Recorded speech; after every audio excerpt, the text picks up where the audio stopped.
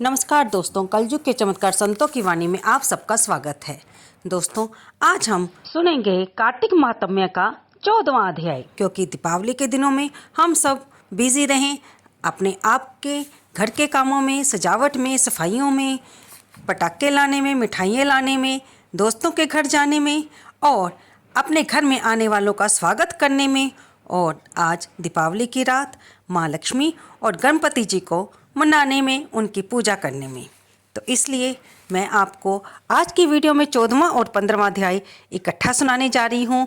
अभी तक हमने सुना था कि ये सारी कथा भगवान श्री कृष्ण भक्ति स्वरूपी माँ सत्यभामा को सुना रहे हैं और एक तरफ शौनक आदि ऋषियों को सूत जी सुना रहे हैं और तीसरी तरफ नारद जी राजा पृथु को सुना रहे हैं।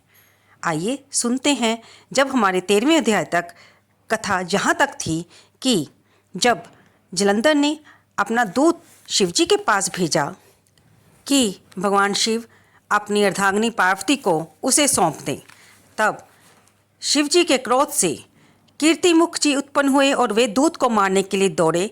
जब दूत को मारने से शिवजी ने मना किया कि ये युद्ध के नियमों के विरुद्ध है, जब दूत को उसने दूर फेंक दिया, फिर वह भगवान शिव से प्रार्थना करने लगा कि मुझे बहुत भूख लगी है।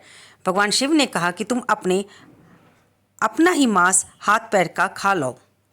जब उसने अपना मांस खा लिया तो केवल मुख ही शेष रहा, जिससे उसका नाम कीर्तिमुख पड़ा। और भगवान शंकर उससे बहुत प्रसन्न हुए और उन्होंने उसे आशीर्वाद दिया कि जो भी मेरे द्वार पर आने से पहले कीर्तिमुख की पूजा करेगा, उसी की पूजा सफल मानी जाएगी। अब जब दूत वापस दैत्यराज जलंधर के पास पहुंचा तो वह क्रोध से अपनी सेना लेकर देवताओं के साथ युद्ध लड़ने के लिए निकल पड़ा। और इधर से भगवान शंकर के भी पुत्र गणेश जी और स्वामी कार्तिक और नंदीश्वर आदि गण लड़ाई के लिए दौड़ पड़े। अब सुनते हैं हम आगे। नारद जी बोले, तब दैत्य नंदीश्वर, गणेश जी और स्वामी कार्तिक आदि शिवजी के गणों को देखकर लड़ाई करने के लिए दौड़ पड़े।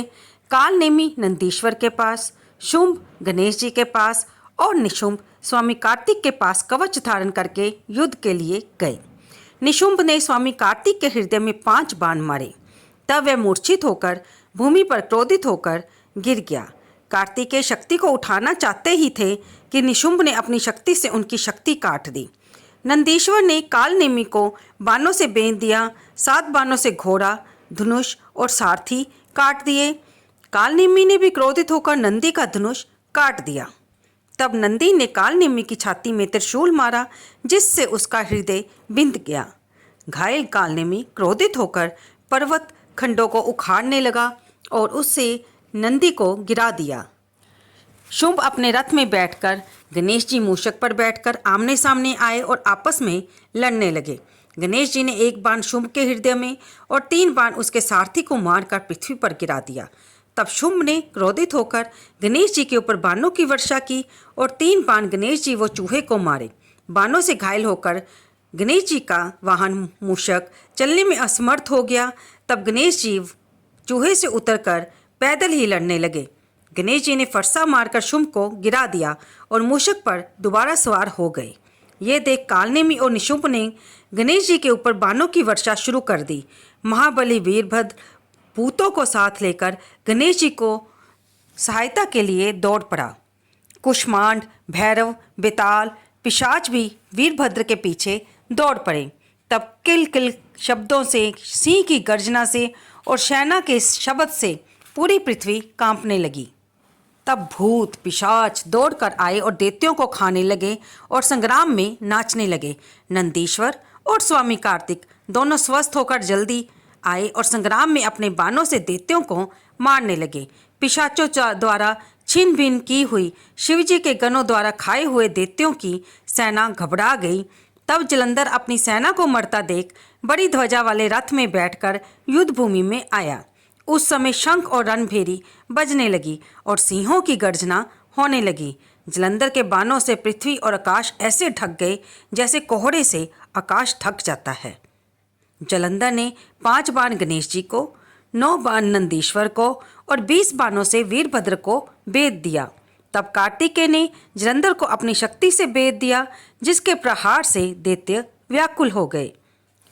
तब दैत्यराज ने क्रोधित होकर एक गदा स्वामी कार्तिकेय मारी और कार्तिकेय पृथ्वी पर गिर पड़े। इसी प्रकार शीघ्र ही गदा प्रहार से नंदी को भी पृथ्वी पर गिरा दिया। तब गणेश जी को बड़ा क्रोध आया और उन्होंने अपने फरसे से उसकी गदा काट डाली।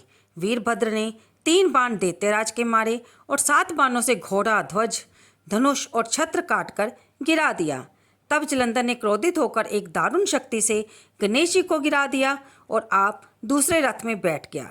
इसके बाद वीरभद्र और जलंधर सूरज के समान तेजस्वी आपस में लड़ने लगे।